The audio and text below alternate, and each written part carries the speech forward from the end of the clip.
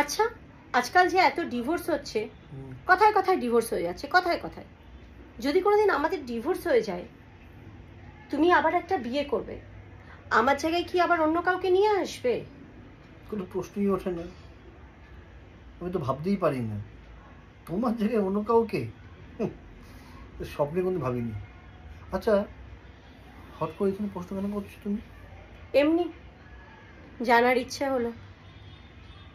আর তুমি কি করবে? কি করব? আমাদের তো ডিভোর্সটাই হবে না, তো এইসব চিন্তার কোনো প্রশ্নই ওঠে না। আচ্ছা, রাত্রে রান্না কি আছে আজকে? যা রোজ থাকে তাই আছে।